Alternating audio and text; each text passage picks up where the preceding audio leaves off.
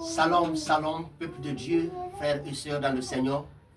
Vous tous qui nous suivez, quelle qu'en soit votre position, nous vous disons encore bonsoir par rapport au moment et à l'heure que vous nous recevez. Nous vous informons que vous n'êtes pas trompés.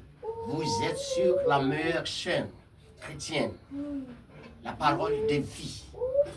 Une chaîne chrétienne qui vous donne la parole de Dieu, une chaîne chrétienne qui vous donne le pain de vie, la nourriture spirituelle qui nous vient d'en haut. C'est votre serviteur de Dieu, l'évangéliste Pierre Keloua Wamuno, Pierre Séant pour les intimes et les internautes. Et que le Seigneur vous bénisse pendant que vous suivez cette émission encore aujourd'hui.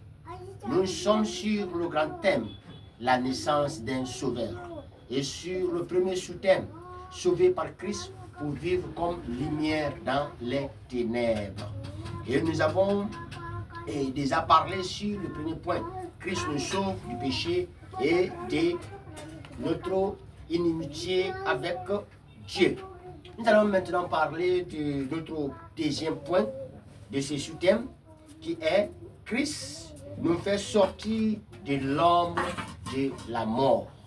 Le sauveur qui est né, non seulement il enlève le péché, il règle le problème qui était entre nous et Dieu, mais aussi c'est le sauveur par excellence qui nous fait sortir de l'ombre de la mort.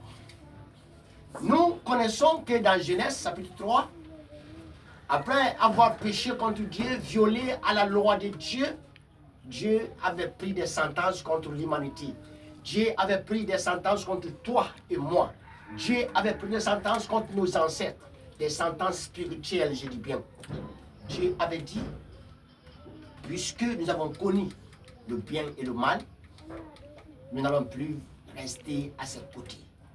Mais il se sépare de nous. Il disparaît. Et nous allons mourir. La mort spirituelle et la mort physique ensuite. Alors, dans Ésaïe chapitre 59, il nous est dit, Dieu n'est pas un souple, n'est pas un tendre. Dieu n'a pas la main courte pour nous sauver. Il est bel et bien là, l'omnipotent, l'omniscient et l'omniprésent.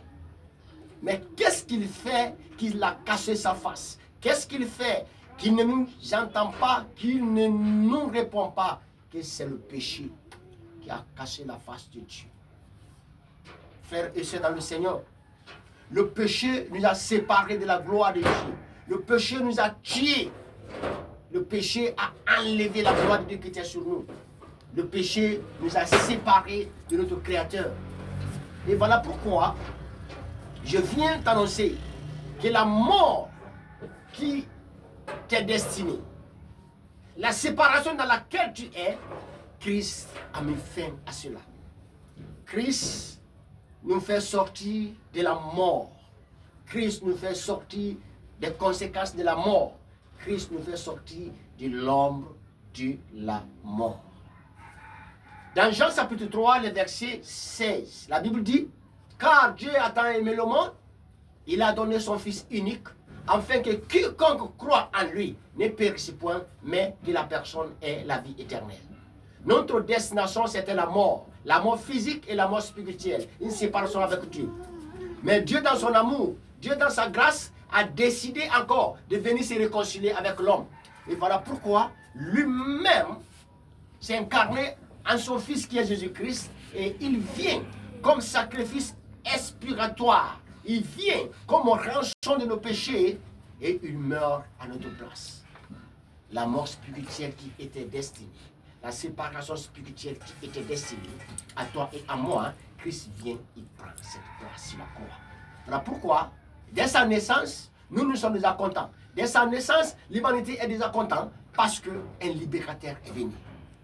Celui qui prendra la place, celui qui prend notre garant est déjà là.